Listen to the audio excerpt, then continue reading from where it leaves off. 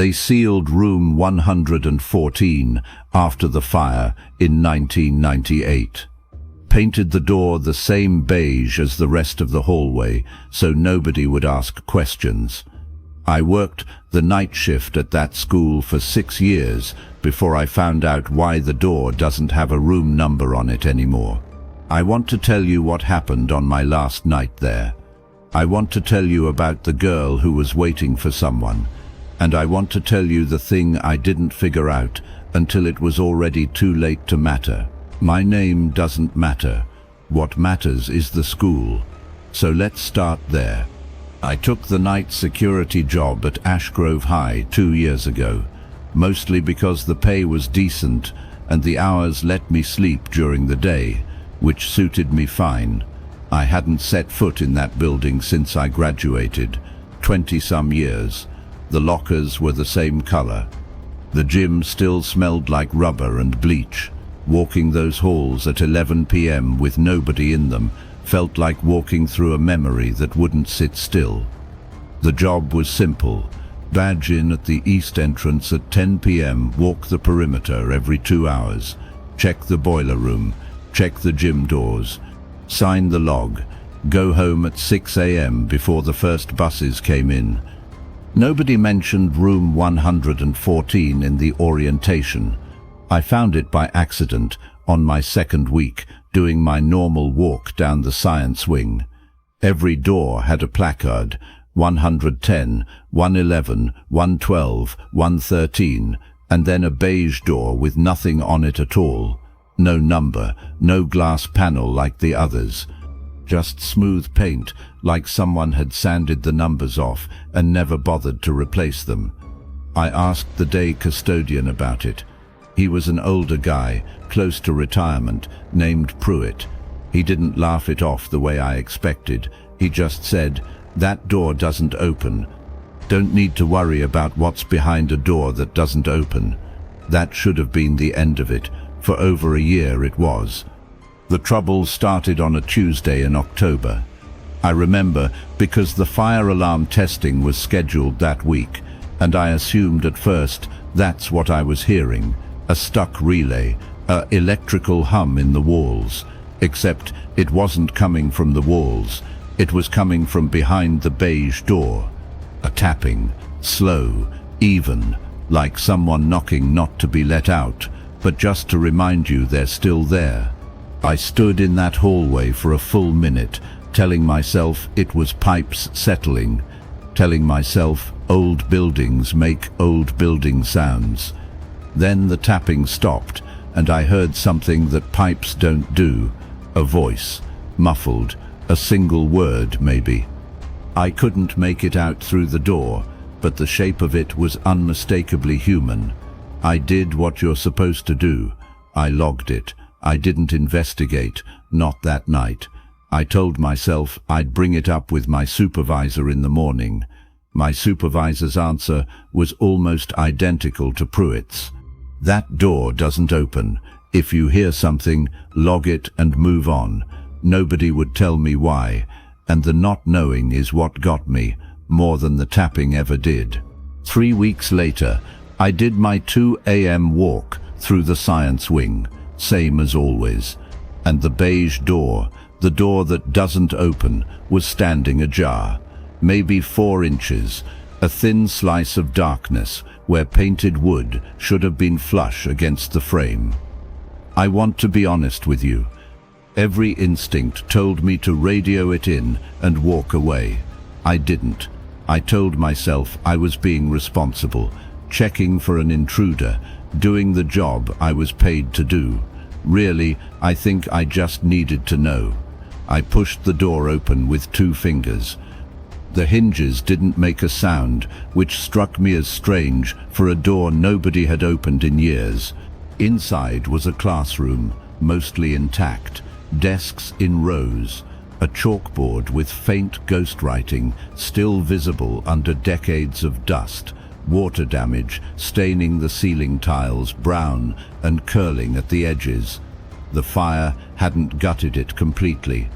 It had just been left to rot in place, frozen at whatever moment it stopped being a classroom, and sitting at a desk near the window was a girl, maybe 16, school uniform from a decade I didn't recognize, sleeves too long for her hands. She didn't jump when I walked in. She just looked at me, calm, like she'd been expecting someone, just not necessarily me.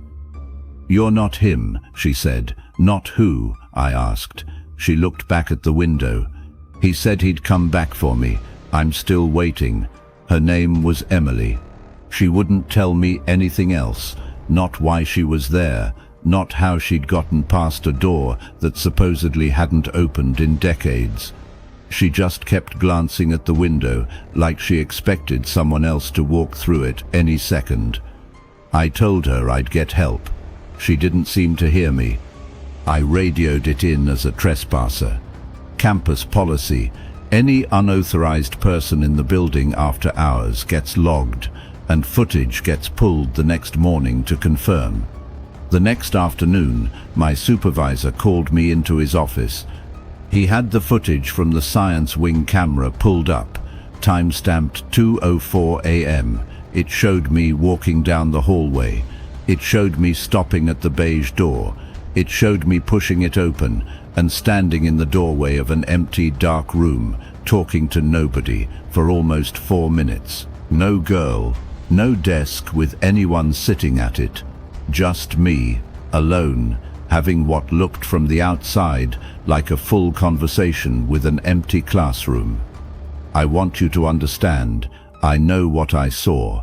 I know what she sounded like, what she said, the exact tired resignation in her voice when she said I'm still waiting. But the camera doesn't lie the way memory does, and the camera said I was alone. My supervisor didn't fire me.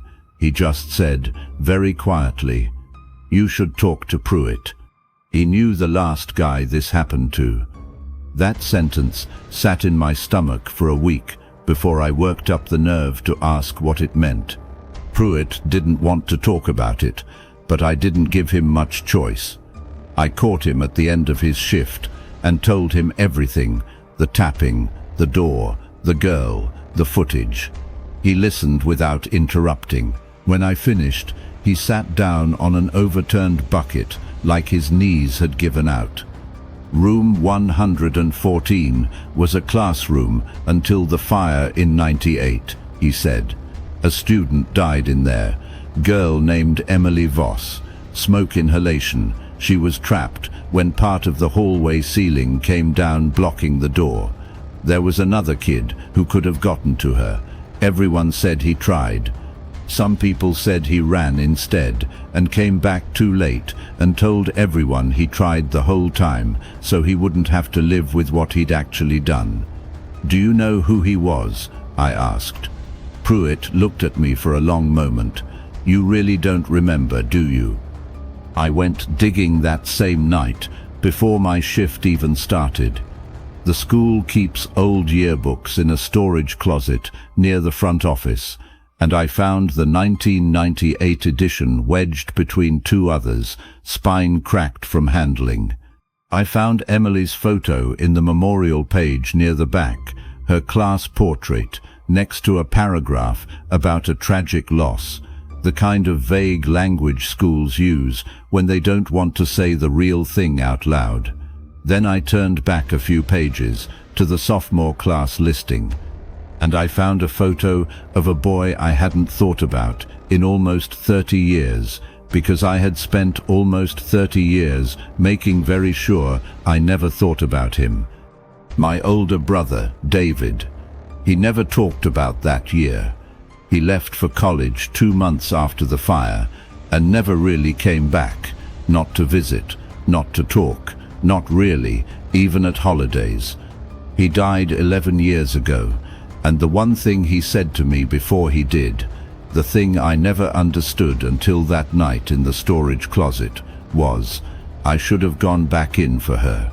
I hadn't thought about room 114 in decades because I'd spent decades not letting myself think about my brother's face the week after that fire.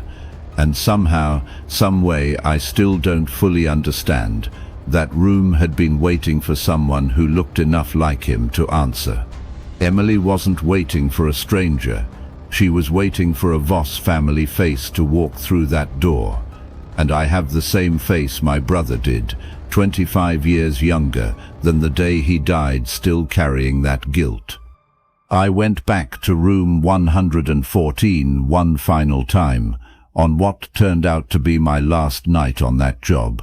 I told myself I was going to say goodbye to her, tell her the truth, that David was gone, that whatever she was waiting for was never coming, that she should let go of that classroom the way the rest of the world had let go of 1998.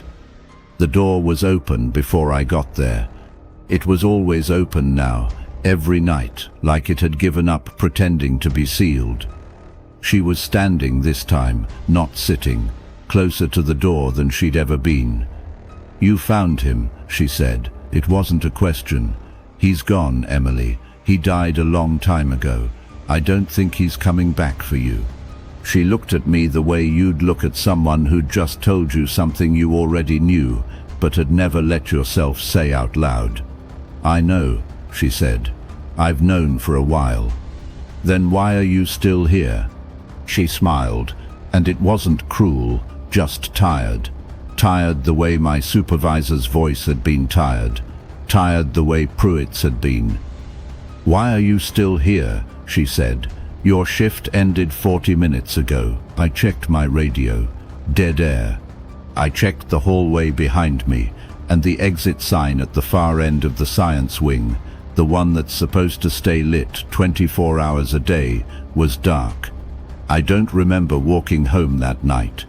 I remember waking up in my own bed the next afternoon with my uniform still on, no memory of badging out, no memory of the drive. I quit the next week, told them it was for a better paying job. That wasn't true. Here's the part I haven't told anyone until now. A few months after I left, I drove past the school around midnight, just to see it from the outside one more time, and in the third window of the science wing, the one that lines up almost exactly with where room 114 sits, there was a light on. They hired someone new for the night shift a week after I left. Young guy, 22, 23 maybe. I looked him up. Same last name as a family that used to live 2 streets over from mine, back when I was a kid. I never told him about the door.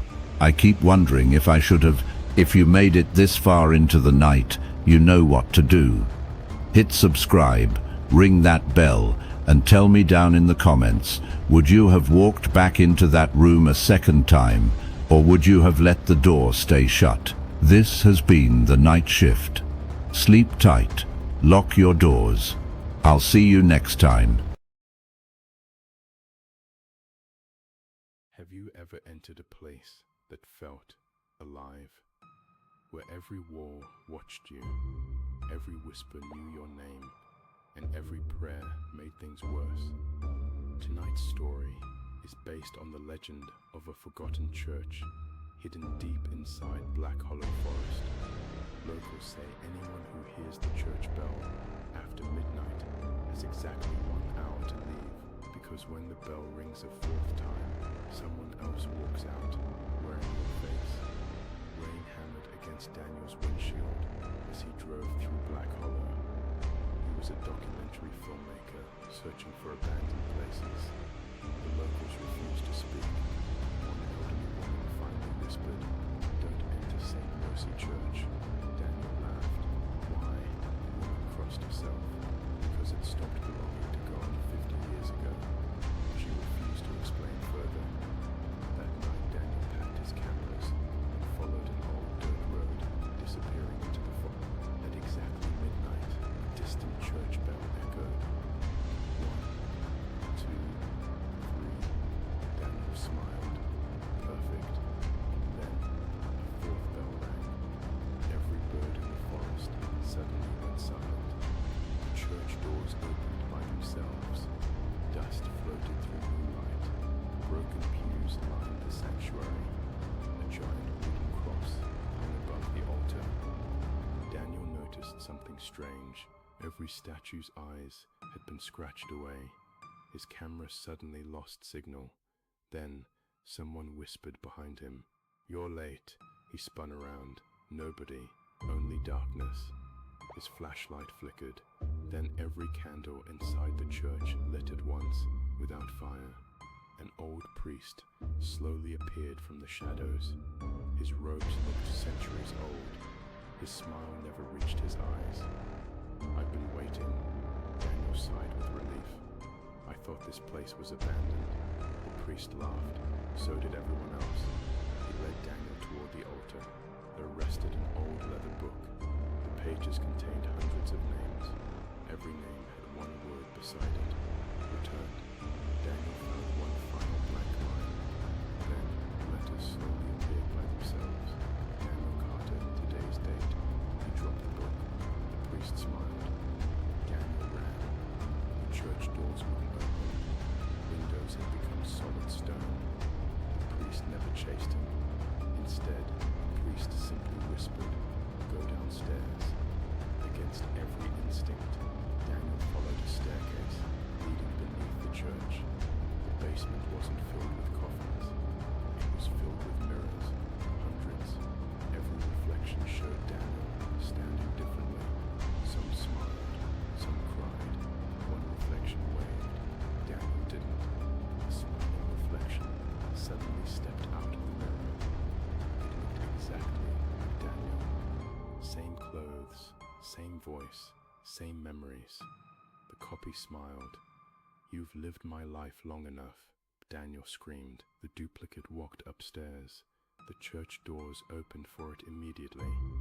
Outside, the duplicate drove away in Daniel's truck, leaving the real Daniel trapped. Daniel searched the basement. He discovered old newspapers.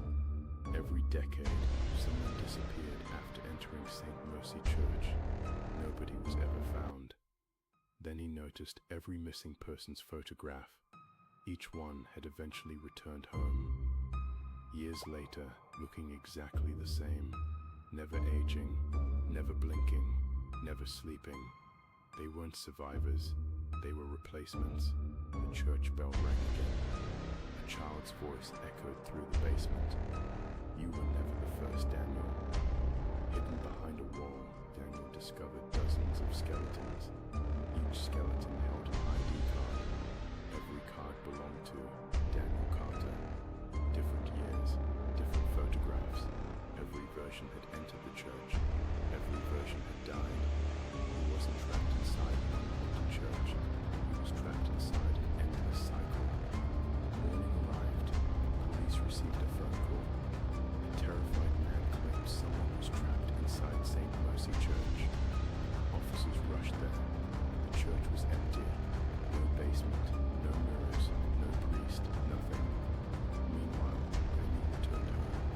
His wife hugged him. His dog immediately began growling. The family photographs slowly changed. In every picture, Daniel's smile became wider. His eyes became darker.